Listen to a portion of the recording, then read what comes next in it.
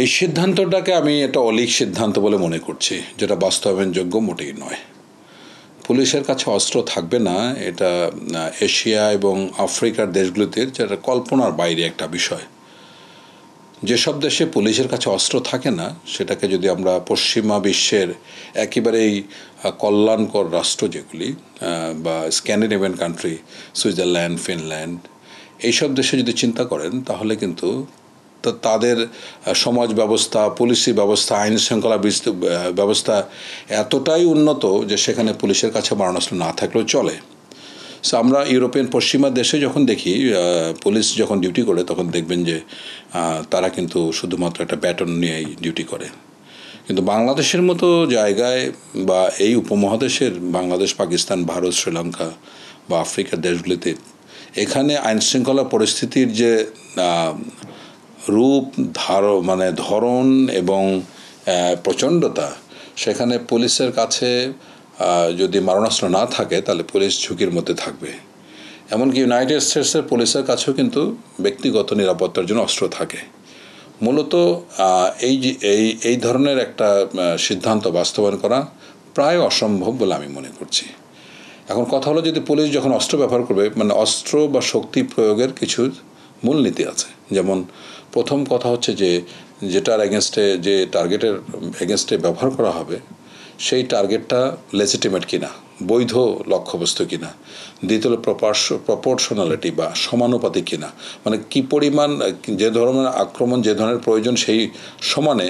এখন কেউ লাঠি নিয়ে আসছিল, যে আবু সাইদের ক্ষেত্রে যেটা হয়েছে, সে একদম রিক্ত হস্তে, বলে কিছুই ছিল না তার হাতে, তাকে গুলি করা হলো। সো এইটা হচ্ছে গিয়া এক্সেসিভ ইউজ অফ ফোর্স।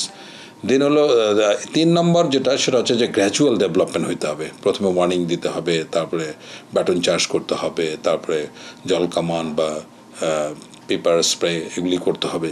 এটা তো যখন ছত্রবন্ধ করা যাবে না, কাঁদুনে গ্যাস, টিয়ার গ্যাস ইউজ করতে হবে।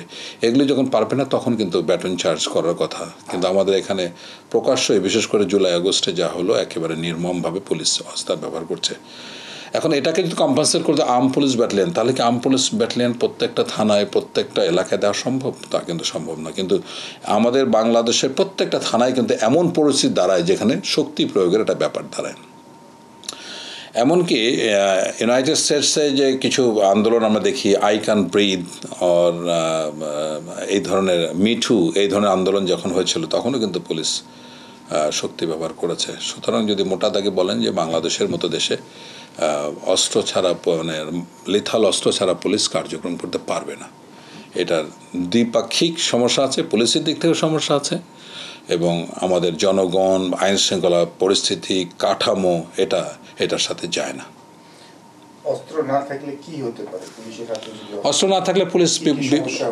না থাকলে পুলিশ বিপদাপন্ন হবে, পুলিশের জীবন ঝুঁকিতে পড়বে, কোনো সন্দেহ নেই। কারণ আপনি দেখুন, এই গত অগস্টের পরে যতগুলি আন্দোলন হচ্ছে, সেখানে বলা মাত্র সেনাবাহিনী দৌড়ে যাচ্ছে বলে, সেনাবাহিনী স্পটে যাচ্ছে বলে নিয়ন্ত্রণ করা সম্ভব। ভাবুন তো, যদি সেনাবাহিনী না থাকে, সশস্ত্র বাহিনী না থাকে, তাহলে পুলিশের কি অবস্থা হবে? এবং পুলিশ তো এখন রীতিমতো একদম মানসিকভাবে প্যারানয়েড। তাদের সক্ষমতা, এবং এর মধ্যে প্রচুর অস্ত্র বাইরে খোয়া গেছে, প্রায় ১৫০০ অস্ত্র কিন্তু এখন উদ্ধার করতে পারেনি। সুতরাং যখনই একটা নির্বাচন হবে, এই অস্ত্রগুলি অবৈধ ব্যবহার হওয়ার সম্ভাবনা প্রভূত আছে। সুতরাং যেখানে সন্ত্রাসীদের কাছে অস্ত্র আছে, সেখানে পুলিশ যদি মারণাস্ত্র ব্যবহার না করে, লাঠি দিয়ে, অসম্ভব। এটা একটা, এই জন্য আমি প্রথমে এটাকে অলীক বললাম, অবাস্তব একটি চিন্তাভাবনা।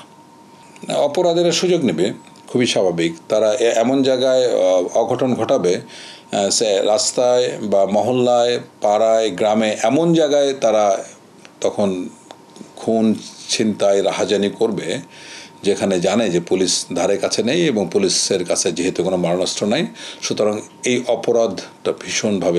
অপরাধের মাত্রাটা ভীষণভাবে বেড়ে যাবে। হামলার সম্ভাবনা আছে? অবশ্যই হামলার সম্ভাবনা আছে। যে কোনো ধরনের ব্যান আউটফিট, যেসব দল, যেসব সংগঠন এখন আপনার আন্ডারগ্রাউন্ডে চলে গেছে, সম্প্রতি আওয়ামী লীগকে তো ব্যান করা হলো। সুতরাং যে কোনো সংগঠন, আমি কোনো নাম ধরে বলছি না, যে কোনো সংগঠন যারা ব্যান্ড, তারা তো প্রথম টার্গেট, সফট টার্গেট হবে